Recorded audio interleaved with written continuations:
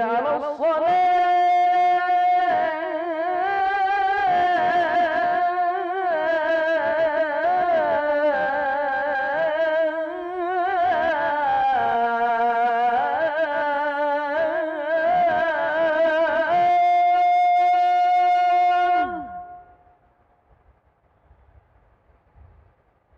حي على الصلاة.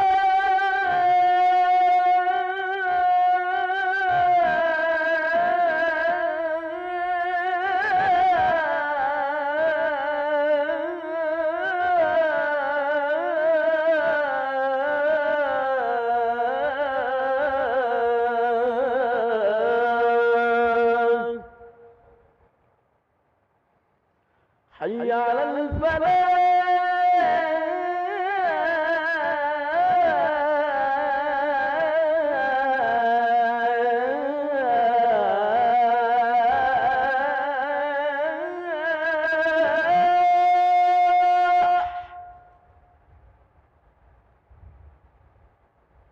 حي على الفلاح.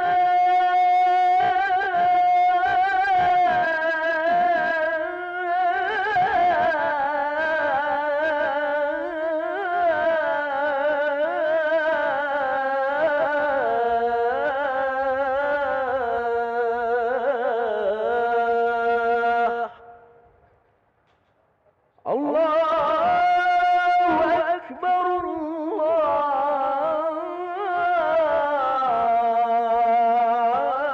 الله أكبر. لا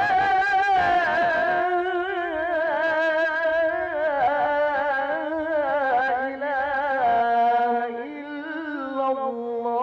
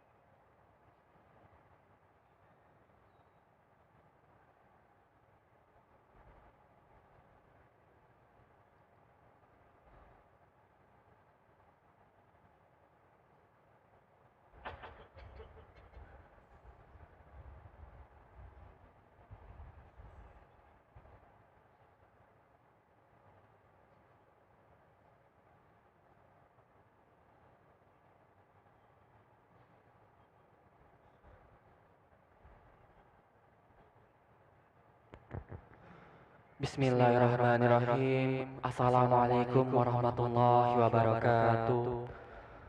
Alhamdulillah rabbil alamin. Allahumma shalli ala sayyidina Muhammad wa ala ali sayyidina Muhammad, amma ba'du.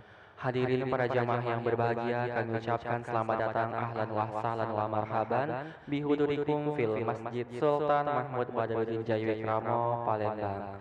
Hari ini Senin malam Selasa, tanggal 28 Agustus 2023, bertepatan dengan 12 Safar 1445 Hijriah. Mari kita bersama melaksanakan sholat maghrib secara berjamaah. Adapun selaku petugas pada hari ini, azan telah dikumandangkan oleh Al-Ustadz Ahmad Fitayadi SPDI, dan imam nantinya akan dipimpin oleh Al-Ustadz Kiagus Adlan Mahfur MH Al-Hafiz.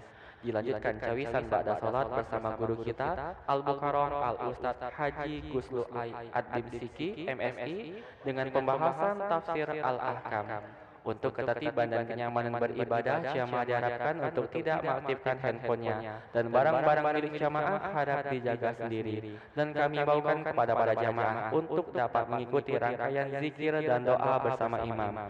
Demikianlah Rabbi maklumi atas perhatiannya kami pengurus Masjid Sultan Mahmud Badruddin Jayawikramo Palembang mengucapkan terima kasih. Semoga Allah Subhanahu wa taala menerima amal ibadah kita. Amin ya rabbal alamin. Wassalamualaikum warahmatullahi wabarakatuh. الله أكبر الله أكبر أشهد أن لا إله إلا الله أشهد أن محمدا رسول الله حي على الصلاة حي على الفلاح قد قامت الصلاة قد قامت الصلاة الله أكبر الله أكبر لا إله إلا الله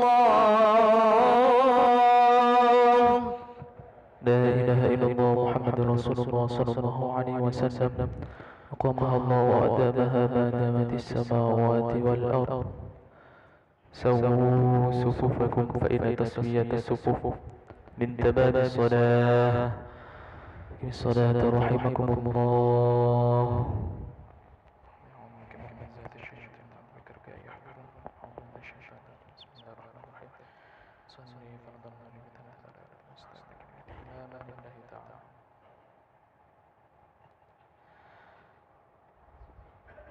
الله أكبر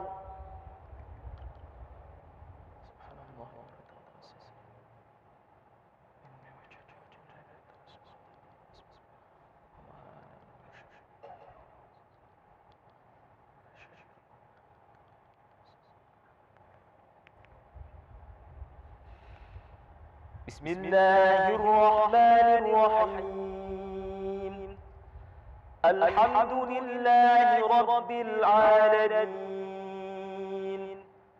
الرحمن الرحيم مالك يوم الدين إياك نعبد وإياك نستعين اهدنا الصراط المستقيم صراط الذين أنعمت عليهم غير المغضوب عليهم ولا الضالين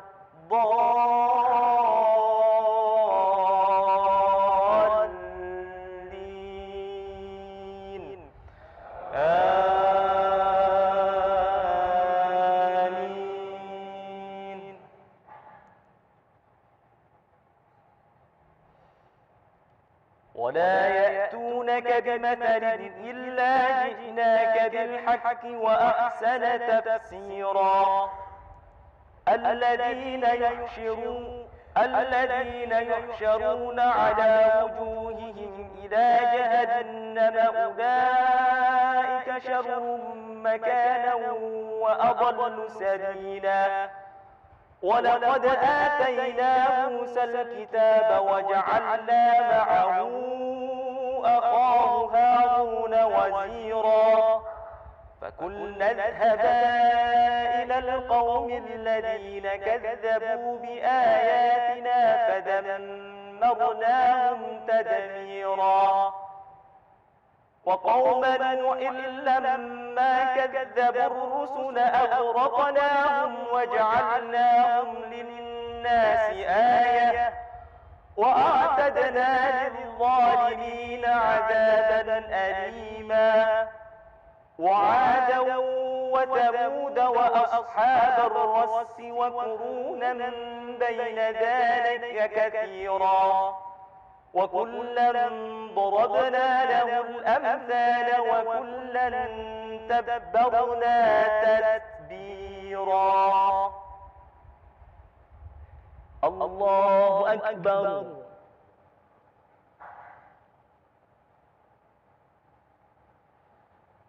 سمع الله لمن حمده.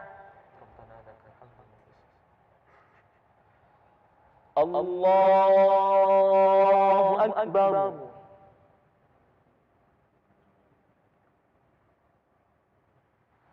الله أكبر.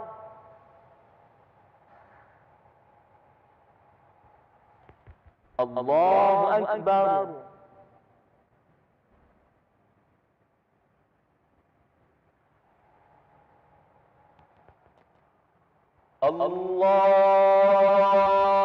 الله أكبر.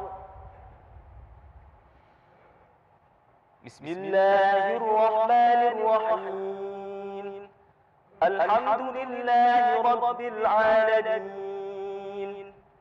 الرحمن الرحيم مالك يوم الدين إياك نعبد وإياك نستعين اهدنا الصراط المستقيم صراط الذين أنعمت عليهم غير المغضوب عليهم ولا الضالين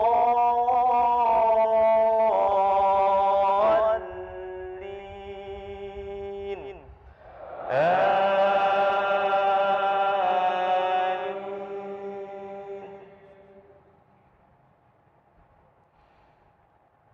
ولقد أتوا على القرية التي أمطرت مطر السوء أفلم يكونوا يرونها بل كانوا لا يرجون نشورا وإذا رأوك إن يتخذونك إلا هزوا أهذا الذي بعث الله رسولا إن كاد ليضلنا عن آلهتنا لولا أن صبرنا عليها وسوف يعلمون حين يرون العذاب من أضل سبيلا أرأيت من اتخذ إلهه هواه أفأنت تكون عليه وكيلا أم تحسب أن أكثرهم يسمعون أو يعقلون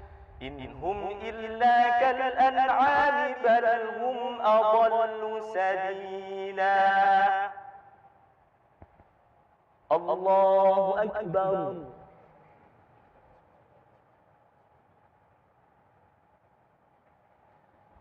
سمع الله لمن حمده.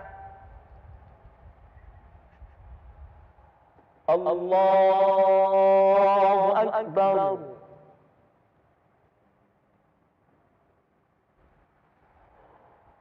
الله أكبر.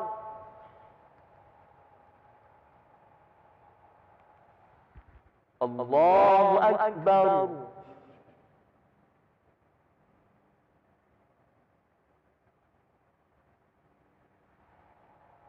الله أكبر.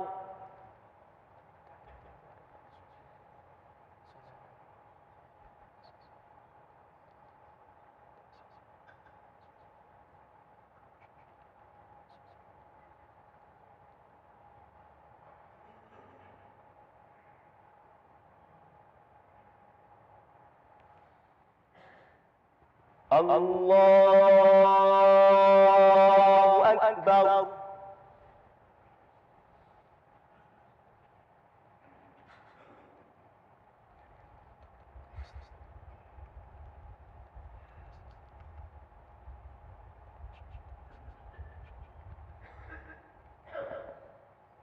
الله أكبر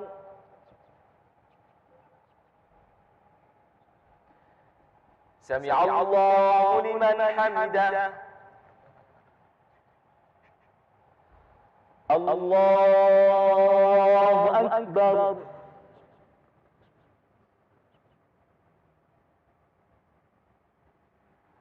الله أكبر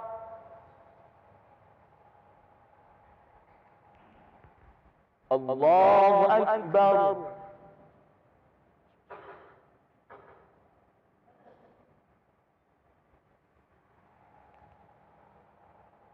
الله أكبر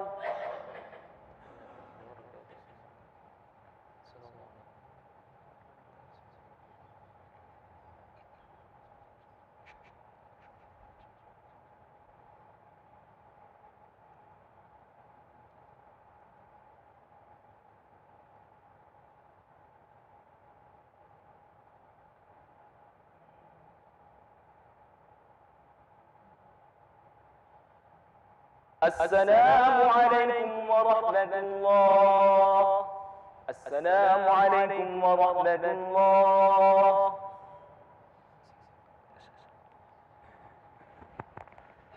استغفر الله العظيم الذي لا إله إلا هو الحي القيوم ونتوب إليه استغفر الله العظيم الذي لا إله إلا هو الحي القيوم ونتوب إليه استغفر الله العظيم الذي لا إله إلا هو الحي القيوم ونتوب إليه لا إله إلا الله وحده لا شريك له له الملك وله الحمد يحيي ويميت وعلى كل شيء قدير لا إله إلا الله وحده لا شريك له له الملك وله الحمد يحيي ويميت وعلى كل شيء قدير لا إله إلا الله وحده لا شريك له له الملك وله الحمد يحيي ويميت وعلى كل شيء قدير لا إله إلا الله وحده لا شريك له له الملك وله الحمد يحيي ويميت وعلى كل شيء قدير لا إله إلا الله وحده لا شريك له له الملك وله الحمد يحيي ويميت وعلى كل شيء قدير لا إله إلا الله وحده لا شريك له له الملك وله الحمد يحيي ويميت وعلى كل شيء قدير لا إله إلا الله وحده لا شريك له له الملك وله الحمد يحيي ويميت وعلى كل شيء قدير لا إله إلا الله وحده لا شريك له له الملك وله الحمد يحيي ويميت وعلى كل شيء قدير لا إله إلا الله وحده لا شريك له له الملك وله الحمد يحيي ويميت وعلى كل شيء قدير لا إله إلا الله وحده لا شريك له له الملك وله الحمد يحيي ويميت وعلى كل شيء قدير اللهم أجرنا من النار اللهم أجرنا من النار اللهم أجرنا من النار اللهم أجرنا من النار اللهم أجرنا من النار اللهم أجرنا من النار اللهم أجرنا من النار السالمين اللهم أنت السلام ومنك السلام وإليك يعود السلام فحينا ربنا بالسلام وأدخلنا الجنة دار السلام تباركت ربنا وتعاليت يا ذا الجلال والإكرام وإلهكم إله واحد لا إله إلا هو الرحمن الرحيم الله لا إله إلا هو الحي القيوم لا تأخذه سنة ولا نوم له ما في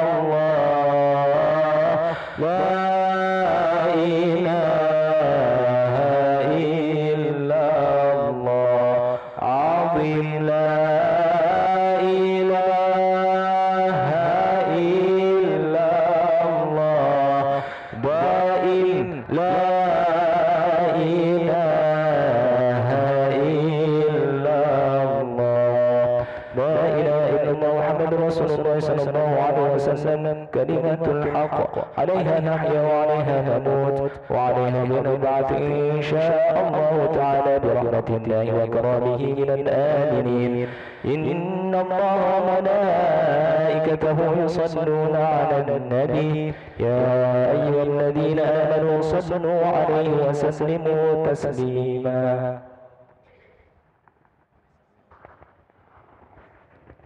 أعوذ بالله من الشيطان الرجيم. بسم الله الرحمن الرحيم. الحمد لله رب العالمين حمد الشاكرين حمد الناعمين حمدا يوافي نعمه ويكافئ مزيده. يا ربنا لك الحمد كما ينبغي لجلال وجهك الكريم وعظيم سلطانك. اللهم صل وسلم وبارك على سيدنا محمد في الأولين، وصل وسلم وبارك على سيدنا محمد في الآخرين، وصل وسلم وبارك على سيدنا محمد في كل وقت وحين، وصل وسلم وبارك على سيدنا محمد في الملأ الأعلى إلى يوم الدين. اللهم صل وسلم وبارك على سيدنا محمد وعلى آله وصحبه صلاة عبد مقلت حينته ورسول الله وسيلته وأنت لها يا إلهي ولكل كرب عظيم. ففرج عنا ما نحن فيه بسر بسم الله الرحمن الرحيم. ولا حول ولا قوة إلا بالله العلي العظيم.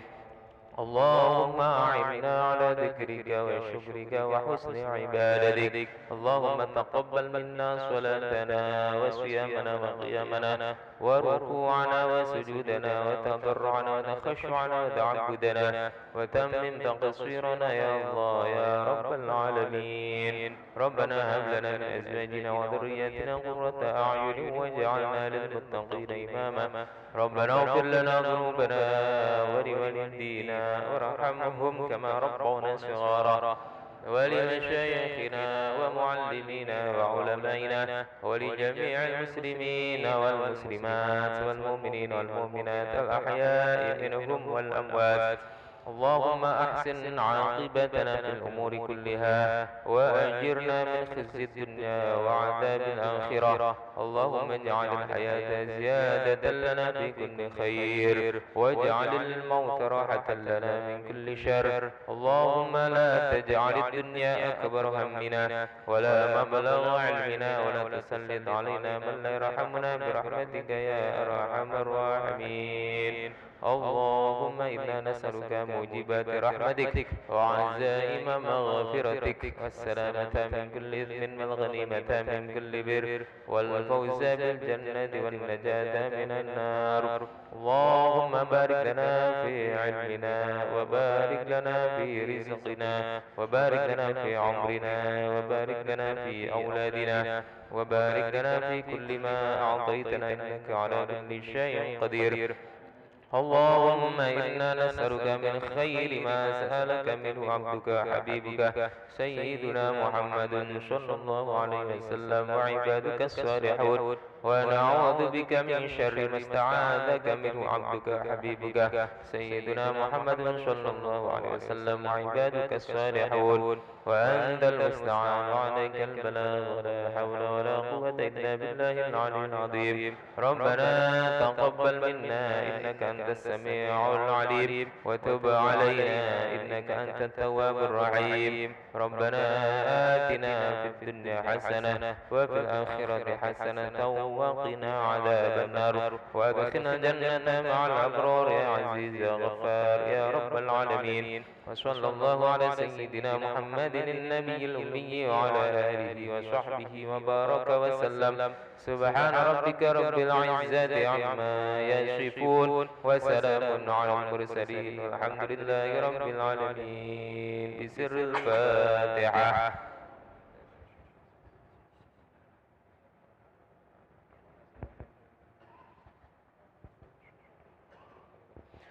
آمين يا الله يا مجيب السائلين. اللهم بحق الفاتحة وبسر الفاتحة وبكرامة الفاتحة أن ترزقنا صحة وسلامة في الدين والدنيا والآخرة. اللهم يا فارج الهم وكاشف الغم يا من لعبده يغفر ويرحم ويا دافع البلاء يا الله ويا دافع البلاء يا رحمن ادفع عنا البلاء يا رحيم من كل بلاء الدنيا وعذاب الآخرة.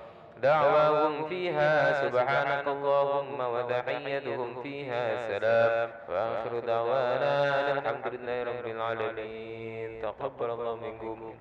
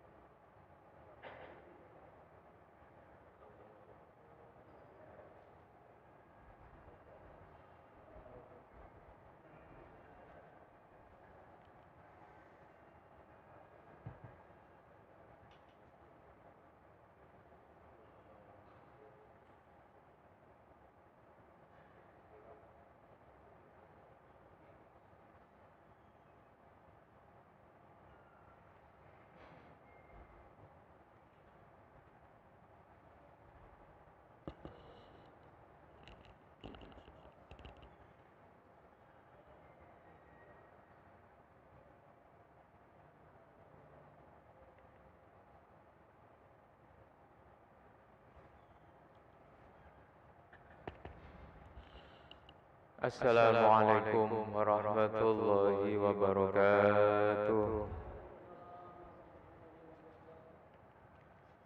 Ila hadratin Nabi Mustafa Sayyidina Maulana Muhammadin sallallahu alaihi wasallam wa alihi wa ashabihi wa azwajihi wa dhurriyyatihi jami'a ikhwanihi minal anbiya'i wal mursalin والشهداء والصالحين والعلماء العاملين ومشايخنا في الدين ولكل ولي وليه مشارق الأرض إلى مغاربها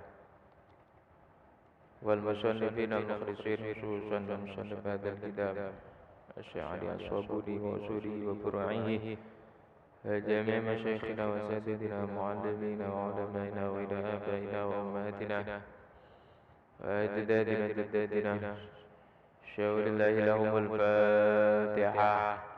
أعوذ بالله من الشيطان الرجيم. بسم الله الرحمن الرحيم. الحمد لله رب العالمين الرحمن الرحيم مالك يوم الدين. إياك نعبد وإياك نستعين. اهدنا الصراط المستقيم صراط الذين أنعمت عليهم غير المغضوب عليهم ولا الضالين. آمين. Bismillahirrahmanirrahim. Alhamdulillahirabbil alamin. Wal 'aqibatu lil muttaqin wa la 'udwana illa 'alal zalimin. Assalatu wassalamu ala asyrafil anbiya'i wal mursalin sayyidina wa maulana Muhammadin wa ala alihi wa ashabihi ajma'in.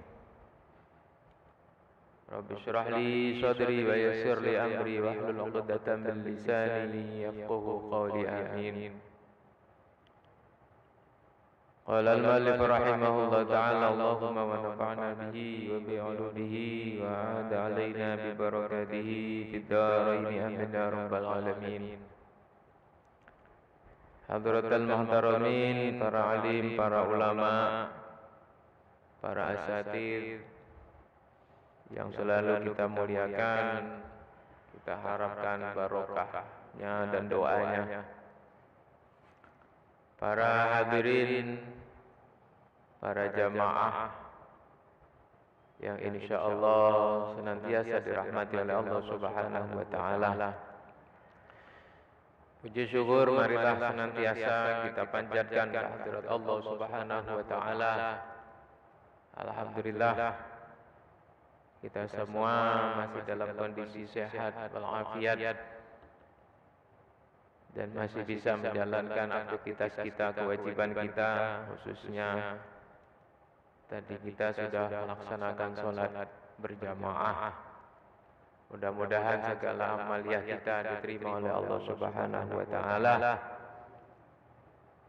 dan semoga senantiasa nikmat, khususnya nikmat kesehatan untuk ibadah ini senantiasa dijaga oleh Allah Subhanahu wa taala hingga akhir hayat kita, sehingga itulah yang kita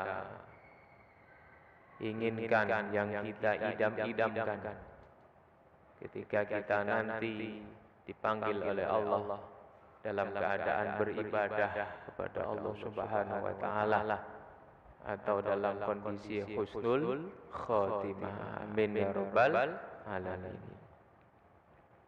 Karena janji Allah, kalau wong itu syukur, insyaallah akan selalu ditambah nikmatnya. Makanya bapak-bapak, para jamaah sekalian, jangan lupa kita tuh syukur itu bukan cuman nikmat materi. Syukur bukan hanya nikmat makan. Syukur bukan hanya nikmat duit. Tetapi yang terpenting sebenarnya adalah syukur kepada Allah dengan kita bisa beribadah. Itu adalah nikmat yang besar. Ya, supaya apa? Supaya dengan syukur itu Allah terus tambah. Allah terus jago. Allah terus tambah ibadah kita. Allah terus tambah semangat kita untuk ibadah. Itulah manfaat dari syukur. Ya, jadi bukan hanya materi saja, tapi yang terpenting sebenarnya adalah kita bisa ibadah, kita bisa ngaji, kita bisa datang ke majelis. Itu adalah nikmat yang besar, yang sebenarnya itulah yang utama yang harus kita syukuri, agar nanti bisa terus sampai kita meninggal dunia dipanggil oleh Allah dalam kondisi kita ibadah. Amin ya rabbal alamin. Salawat dan salam semoga tetap tercurahkan kepada junjungan kita baginda Rasulullah Muhammad sallallahu alaihi wasallam, alladzi turja syafa'atuhu li kulli haulin minal ahwali muqtahim. Allahumma shalli ala sayyidina Muhammad. Para jamaah rahimakumullah, sebelum kami menjelaskan materi, terlebih dahulu sedikit kami menyampaikan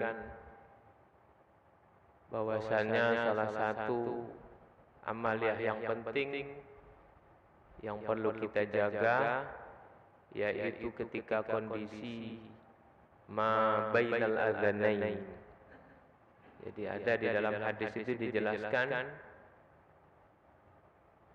kita dianjurkan untuk memperhatikan waktu di antara dua azan.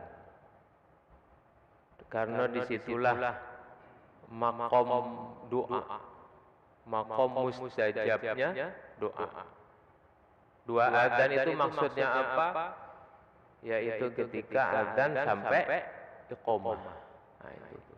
Ini adalah waktu yang utama sekali ketika kita berdoa, bermunajat kepada Allah Subhanahu wa taala. Sampai-sampai di kalangan para ulama itu ketika sholat itu jangan buru-buru iqamah. Nah, itu. Kecuali kalau waktunya pendek seperti maghrib. Ya. Bahkan ada yang jarak iqamah itu hampir setengah jam dari azan. Mengapa? Karena ketika itulah Allah membuka rahmatnya. Allah mendengarkan doa-doa hambanya. Yaitu ketika antara dua azan. Jadi kalau habis azan, selain kita jalan ke amaliyah sunnah, yaitu qobliyah, sholat qobliyah, tapi kita perbanyak dengan doa. Ada sebuah doa yang dianjurkan dibaca ketika setelah azan. Ya, ini yang sering kita hafal. Allahumma rabb hadhihi da'wati tammah as-salatil qa'imah ati sayyidina Muhammadan al-wasilata wal fadilah wasyarafa wad darajatal 'aliyata ar-rafi'ah wab'athu maqaman mahmudan alladhi wa'adtah innaka la tukhliful mi'ad. Yang sering kita baca, yang intinya maknanya adalah kita mengagungkan kepada Nabi Muhammad. Kemudian ada sebuah doa yang dianjurkan untuk dibaca, yaitu doa kepada kedua orang tua. Ini sering diamalkan oleh para ulama. Jadi setelah doa azan itu ditambah, doa azan ditambah, Rabbi firli wa li walidayya, Rabbi firli wa li walidayya, Rabbi firli wa li walidayya, Rabbi firli wa li walidayya 5 kali, baru warhamhuma kama rabbayani shaghira. Apa faedahnya? Barang siapa yang setelah azan, setelah membaca doa azan ditambah dengan doa tadi 5 kali ditutup warhamhuma kama rabbayani shaghira, maka dia benar-benar dicatat sebagai anak yang baron liwalidayhi. Menjadi seorang anak yang benar-benar berbakti, taat kepada kedua orang tuanya. Luar biasa, kita tahu sendiri bahwasannya pahala orang yang berbakti kepada orang tua itu luar biasa. Makanya kadang kita berpikir manalah cara membahagiakan orang tua, apalagi orang tua sudah tidak ada. Apakah kita sudah dikatakan uang yang berbakti kepada orang tua, ataukah kita menjadi sebaliknya? Maka ulama mengatakan ini amalkan. Ketika engkau mengamalkan ini, maka engkau akan tercatat sebagai anak yang sungguh-sungguh telah berbakti kepada orang tua. Mengapa? Karena doa itu adalah doa mendoakan orang tua. Dan insya Allah karena doa itu dibaca antara azan dan iqamah, Allah akan mengabulkan doa. Ya, doa tersebut. Nah, itu salah satu amalan yang sering ya diamalkan, dilakukan oleh para ulama kita. Jadi kalau baca doa habis azan ditambahin Allahumma Rabbi firli wa li walidayya, Rabbi firli wa li walidayya 5 kali, baru warhamhuma kama rabbayani shaghira. Para jamaah rahimakumullah, baiklah kita teruskan taklim kita, pengajian kita berkaitan dengan tafsir ayatil ahkam, kitab Rawa'il Bayan, yang pada kesempatan ini kami akan menyampaikan permasalahan